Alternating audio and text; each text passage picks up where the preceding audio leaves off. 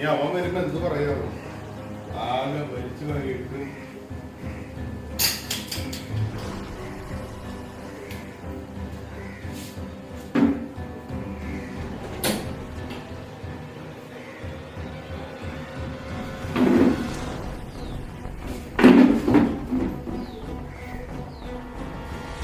വിളിച്ചേക്കാം.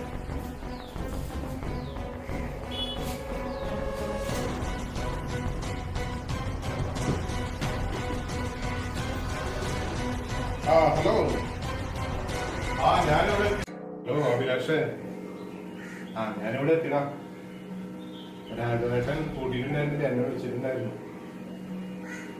പിന്നെ സ്ഥലമൊന്നും കുഴപ്പമൊന്നുമില്ല.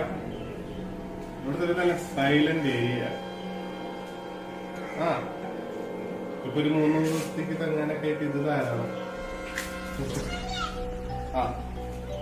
നീ പോരാ, ഞാൻ ഇവിടെ ഉണ്ട്. ഇന്നത്തെ ഈ പരിപാടി ഇല്ലായിരുന്നു. അപ്പോൾ എന്തെങ്കിലുമൊക്കെ നോക്കാം. എന്തെങ്കിലും ഇവിടെ ഭക്ഷണം വെച്ച് കഴിക്കാം, അല്ലെങ്കിൽ പുറത്ത് കഴിക്കുക, എന്തെങ്കിലുമൊക്കെ ചെയ്യാം. എന്നാ ശരി, നീ പോരാ. ഞാൻ ഇവിടുത്തെ കുറച്ചൊന്ന് ക്ലീനിങ് ചെയ്യാറുണ്ട്. ക്ലീനിങ് എന്ന് പറഞ്ഞു കഴിഞ്ഞാൽ മൊത്തം ഒന്ന് വെച്ച് വരിട്ടൊക്കെ ഞങ്ങൾ ആരും താമസിച്ചില്ല. ഓക്കെ ഓക്കെ ശരി.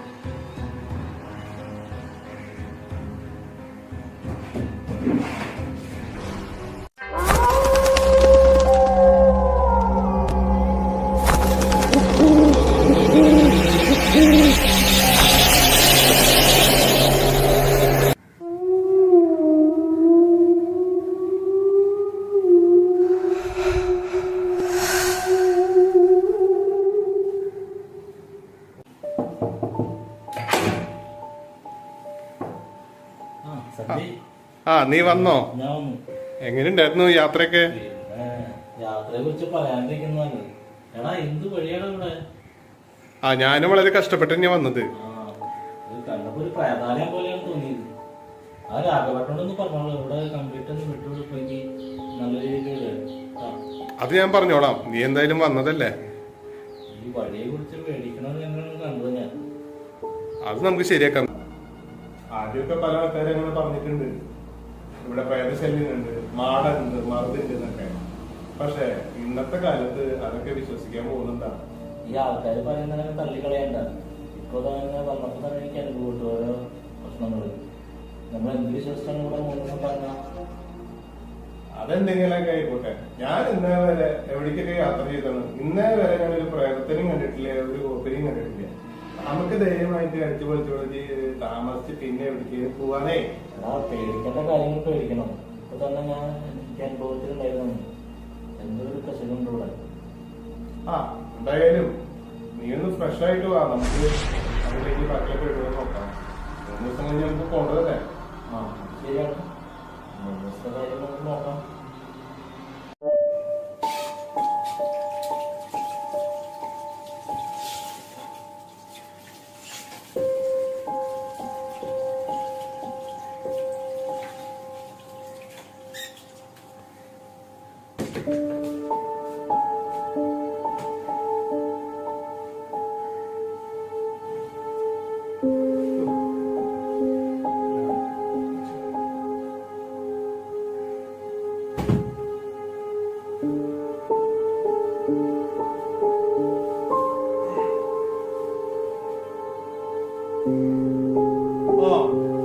നിന്റെ ക്രിസ്മസ് കഴിഞ്ഞോ? ഞാനങ്ങോട്ട് വരാം. എന്തായാലും ബുധനാഴ്ച നമുക്ക് വർക്കിന് കയറണം. യൂണിഫോം ഈ കളർ തന്നെ മതി, 2 കിലോ പറഞ്ഞത് സാറ് പറഞ്ഞത്. എന്തായാലും നമുക്ക് ഇവിടെ 3 ദിവസം നിന്നിട്ട് ബുധനാഴ്ച നമുക്ക് അങ്ങോട്ടേക്ക് പോവാം. അപ്പൊ വേറെ പ്രശ്നമൊന്നുമില്ല. അപ്പൊ നിനക്ക് അവിടെ കിട്ടാനുള്ള റൂം അവിടെ സെറ്റ് ആക്കിയിട്ടുണ്ട്. ഞാൻ പിന്നെ ഈ റൂമിൽ കിടന്നോളാം. അത് കാര്യങ്ങളുടെ കാര്യ, വീടിന്റെ അവസ്ഥ എങ്ങനെയൊക്കെയല്ലേ. പിന്നെ ആരും താമസിക്കില്ല രാഘവട്ടം പറഞ്ഞിട്ടുണ്ട്. രാഘവട്ടം എന്നെ വിളിച്ചിട്ടുണ്ടായിരുന്നു. ആളെ ഒരാഴ്ചക്കുള്ളിലൂടെ എത്തുന്ന പറഞ്ഞാണ്. ഓക്കെ, പക്ഷെ നീ ശ്രമിച്ചോ, ഞാൻ അവിടെ പോക്കോളാം.